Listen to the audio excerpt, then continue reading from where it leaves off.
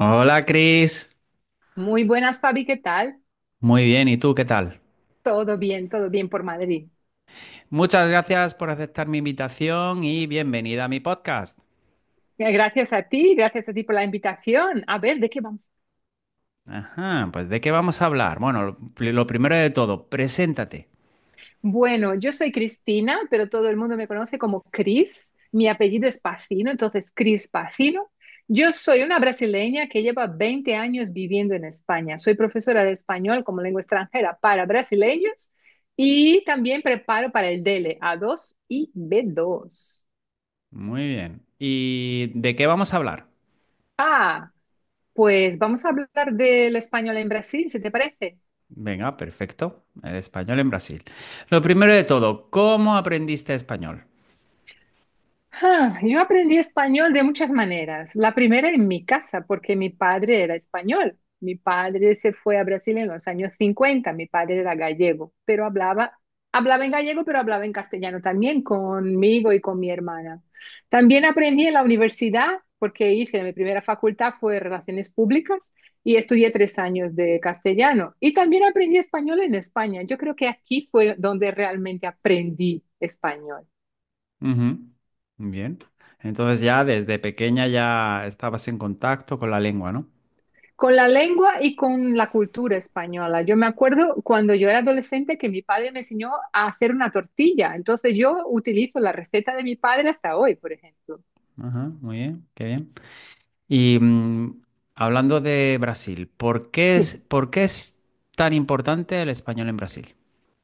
Fíjate, Brasil es el país que tiene contacto con prácticamente todos los países de Sudamérica, excepto Ecuador y Chile, y todos los países vecinos, excepto Surinam y la llamamos Guyana, no me acuerdo cómo se dice en castellano, creo que es Sí, Guiana, Guayana. Guayana, que habla inglés o francés. Todos los demás países hablan castellano. Quitando eso, estamos con el Océano Atlántico. Entonces, es muy importante que Brasil esté Rodeada.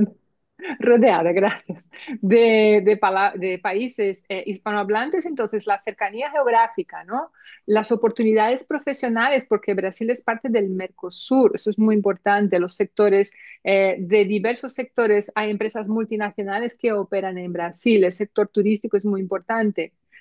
También la facilidad de aprendizaje, porque los idiomas son muy parecidos, ¿no? El acceso a la cultura latinoamericana y también toda la conexión que tenemos con Latinoamérica. Es que estáis ahí como en el centro, ¿no? Y lo que Sí, tú dices, rodeado de... Es tan grande que tenéis muchísimas fronteras, ¿no? efectivamente. Ujú. Y el sistema educativo. ¿Cómo se enseña el español allí en Brasil? Pues hay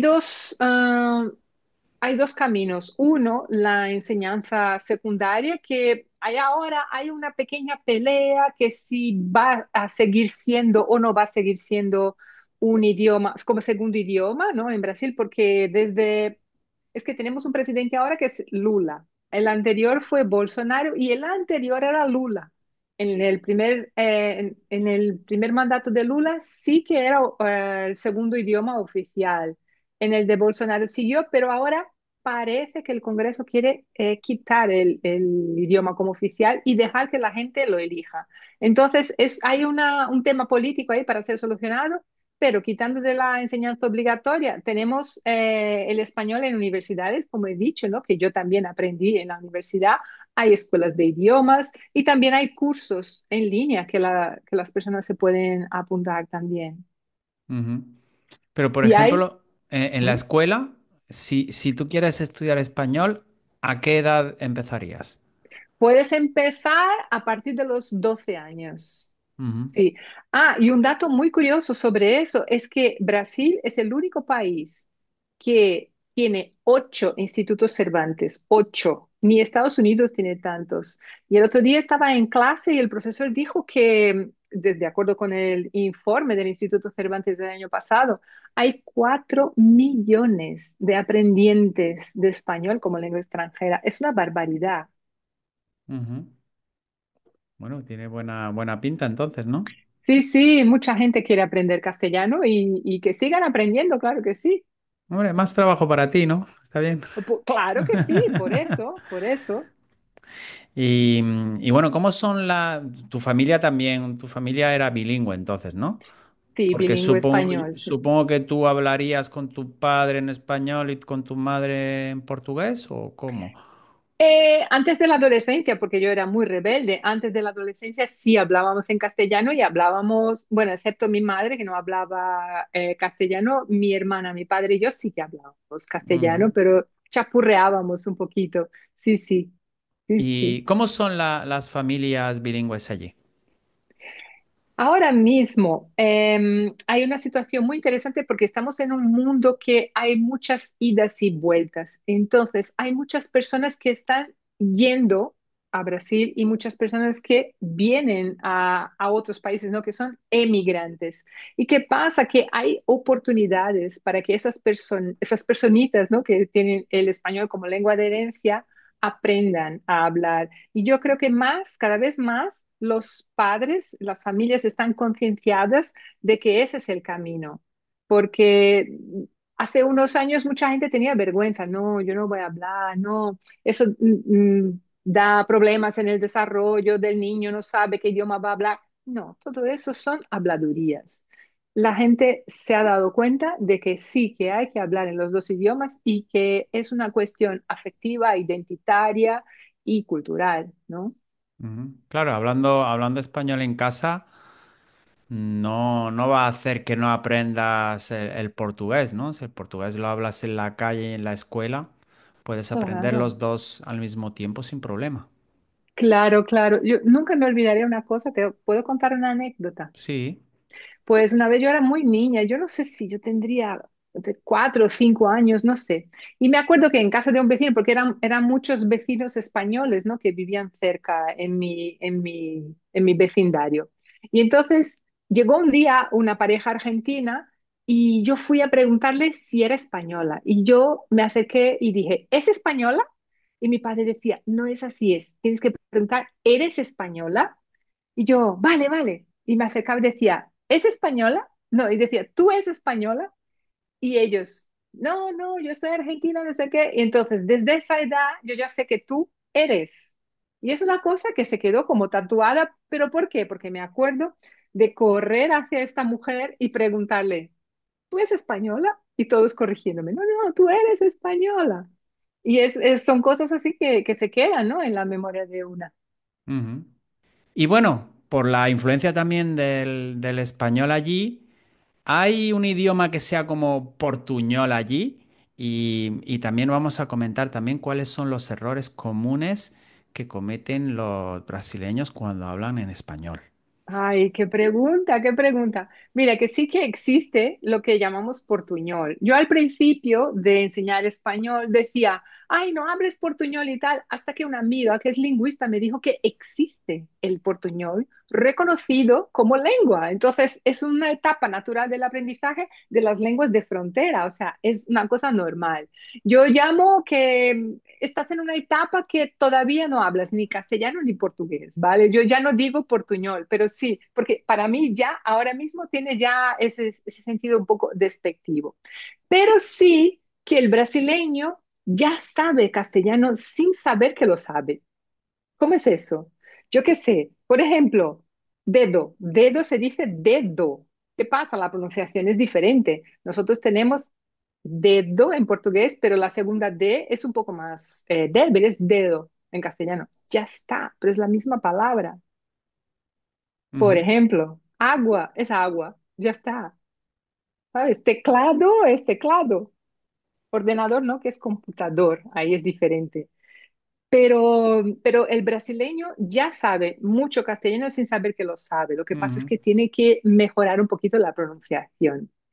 Y la pregunta que dijiste sobre los errores comunes. ujú, Tenemos una cosa que hacemos por asociación. ¿Qué es? Por ejemplo, tenemos la palabra pueblo en castellano. Entonces, en portugués es povo, ¿vale? Es con O. Entonces, sabemos que hay una diptongación. Huevo, en portugués se dice ovo. Entonces, povo, pueblo, ovo, huevo. Entonces, con el verbo poder decimos posso en portugués y en castellano sería puedo, pero hay gente que dice pueso y eso es muy peligroso. De la misma manera que este objeto, que es un vaso, se Ujú. dice copo en portugués, pero hay gente que por la asociación dice puedo, cuepo. Y es como, no, ahí saltan las alarmas, ahí es muy peligroso. Pero tenemos unos falsos amigos, no sé si quieres que te los diga. Sí, sí. Pues mira, tenemos una palabra que es taza en castellano. En portugués es xícara, que taza es donde tomamos el café. Ujú. Pero es que existe una palabra que es taza, con cedilla, que significa copa. Como Entonces, copa de vino. copa Entonces. de vino. Nosotros tomamos una taza de vino. Ujú. Pero claro, para un español decir una taza de vino es como, perdona, Ah, ¿cómo? Entonces, taza para nosotros es copa. Luego, copo es vaso. Pero si dices la palabra vaso en portugués, es maceta. ujú. O sea, puedes tener ahí un batiburrillo tremendo. Oficina. Oficina para nosotros es taller. Entonces, tú dices, voy a oficina. Es porque vas a llevar el coche al mecánico. Ujú. Si no, vas al escritorio. Y la palabra taller es cubierto. O sea, coger los talleres para comer significa coger los cubiertos, Ah, qué curioso. el cuchillo, la cuchara, el tenedor. O sea, esto es fuente de confusión, pero buena, buena. Sí, y también, por ejemplo, o sea, el portugués también, cuando a portugués o el brasileño, cuando habla, muchas veces piensa que está hablando español cuando realmente está quizá diciendo léxico en español, sí, pero algún verbo en portugués y no se da cuenta, ¿no? Y piensa que está hablando español y cuando a mí me pasa con alguna alumna que tengo, ¿no? Que dice, pues yo moro en Málaga, ¿no? Y moro. Claro, pues ahí eso Totalmente. sería de vivir, ¿no? Morar es vivir, ¿no? Sí. Morar es vivir, efectivamente. ¿Qué pasa? Hay muchas veces, y las personas no se dan cuenta de eso así conscientemente, que hay una diferencia entre la entonación, la pronunciación, el léxico, son cosas muy diferentes, pero si la persona está hablando con la entonación que se parece a lo que ella identifica, ella dice que está hablando y que la gente me entiende. Y Ujú, bueno, no es exactamente así. Y lo contrario también, muchas veces la persona tiene el léxico maravilloso, pero luego la pronunciación es complicada. En vez de decir casa, se dice casa. Y tú sabes bien ese sonido z, que ujú. en Brasil hay, bueno, en portugués hay y en castellano no lo No hay. existe. Pero Mm. claro, pero tenemos que eliminarlo. Y claro, es muy difícil, cambiar el chip es muy difícil, pero lo más importante es reírnos cuando cometemos esos errores y seguir adelante y decir, venga, son idiomas diferentes. Ujú. Hay otra cosa también, por ejemplo, las preposiciones. Es un tema muy, muy complicado porque la tendencia de quienes empiezan a aprender un segundo idioma, no un tercero porque ya han pasado por ahí, pero un segundo idioma es, bueno, yo traduzco la preposición, pero cuando vas a utilizar la expresión, es que no se traduce, no se traduce, simplemente se construye de otra manera, ¿no? Sí, o también, sí, o incluso no hay, ¿no? Por ejemplo, sé que también hay un error como el gusto de, ¿no? Dicen, Sí, no, yo gusto de bailar, ¿no? Y claro, en lugar de me gusta bailar. Ese de lo traen de allí, ¿no? Del portugués. Y también con, bueno, sí, otros verbos que se combinan en español con otras preposiciones diferentes o que simplemente no existen, ¿no? Mm. efectivamente. Entonces, la tendencia que tiene el aprendiente es traducir la preposición cuando en realidad o no la hay, o sí que la hay, pero es diferente. Por ejemplo, voy, em, voy a la playa y en portugués decimos vou à praia. en la parte coloquial se dice vou em, vou na praia. Ya es Mm. una contracción, vou na praia. O sea, hay mucha diferencia en el portugués entre la lengua coloquial y la lengua normativa, como para aprender el castellano y decir, a ver, ¿cuál de los dos estoy hablando? Pero no, estás Ujú. hablando.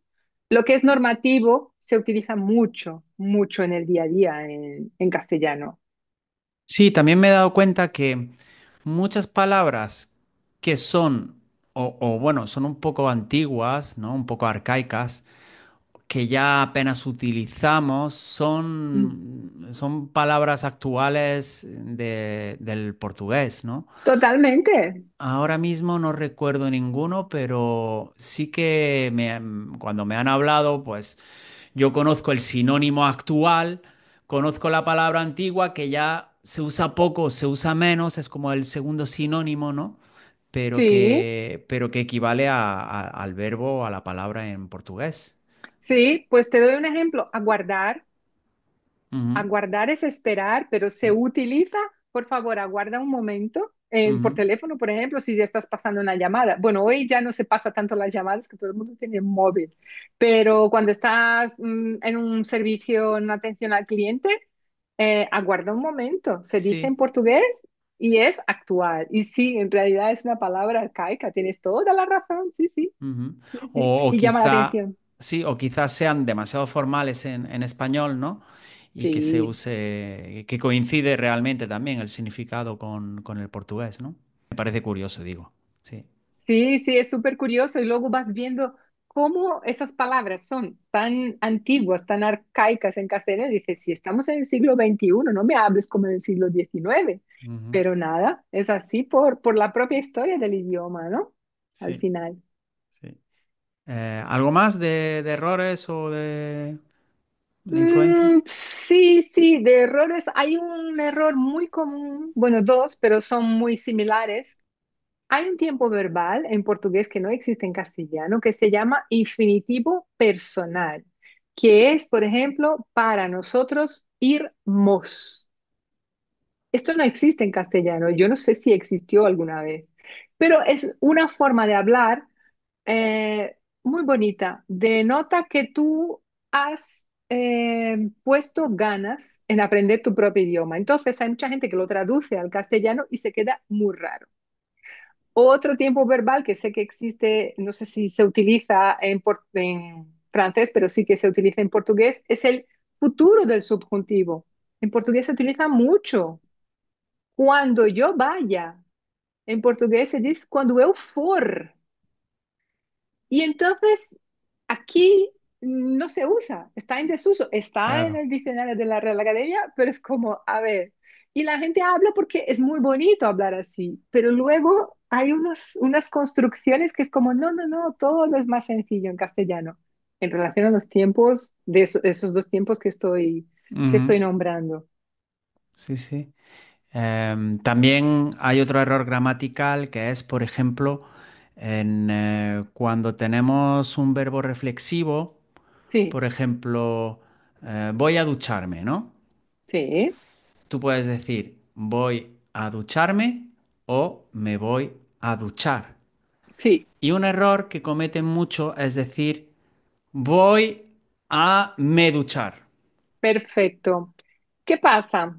Hay una diferencia entre el castellano y el portugués porque voy y duchar se utiliza como una unidad lingüística, una unidad verbal. Y en portugués no. El me acompaña el verbo principal, que es duchar. Entonces es normal que tú pongas antes del verbo, vou me duchar. Pero ¿qué pasa? En castellano eso está mal. Entonces coges la unidad verbal, es me voy a duchar o voy a ducharme.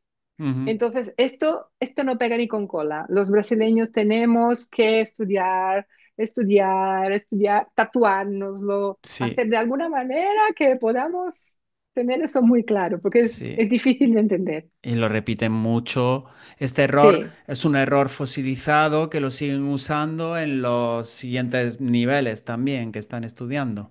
Sí, Mm. sí, porque sale natural. Si piensas, ¿no? Un auxiliar, por ejemplo, como el verbo ir o yo qué sé, querer, quiero acostarme, me acostar. Es normal que la gente diga eso porque hace la transferencia al portugués. Sin embargo, hay que explicar otra y otra vez, no, no es exactamente así, porque pasa eso, pasa lo otro, pero bueno, dibujando y con mucha paciencia lo hacemos. Sí, bueno. Y pasemos a otra cosa. ¿Cómo ha cambiado la cultura brasileña por la influencia de los hispanos? ¿Sabes qué? Ha cambiado muchísimo y principalmente voy a decir en los últimos 50 años, pero con Internet ha cambiado muchísimo más. Con relación a la música que escuchamos, o sea, escuchamos ritmos, escuchamos, los brasileños en general escuchan muchos más géneros latinos, canciones de Colombia, de Argentina, Puerto Rico, no solo el boom del reggaetón, pero la salsa, la cumbia, bachata, hay mucha gente que baila esos ritmos. Tango también es un estilo, la música, ¿no? Y la danza es un estilo que llama mucho a los brasileños. Las telenovelas, Brasil es un gran productor y consumidor de telenovelas. Y entonces las telenovelas colombianas, mexicanas, las argentinas son muy consumidas. Películas también, series ahora con Netflix. Literatura también, gastronomía, o sea, al brasileño le gusta probar las cosas Ujú. y eso es muy enriquecedor culturalmente, ¿no? Deportes también, todos El los que fútbol son. a tope, ¿no? Vamos, el fútbol a tope, tope, claro, claro que sí. También hablando de los atletas, ¿no? Las ligas también hispanas, la Libertadores de América, el turismo también. O sea, Brasil está muy, muy conectado con todos los países de Latinoamérica, vamos, sin duda, por todos esos factores. Es un intercambio cultural muy, muy rico. Ujú. Bien. Y no sé, ¿quieres añadir algo más? Quiero decir que quiero dejar aquí la invitación a todas las personas que no tienen idea de qué es Brasil o que tengan la idea de qué es el país Brasil, que apunten tres palabras. Mira, esto y esto.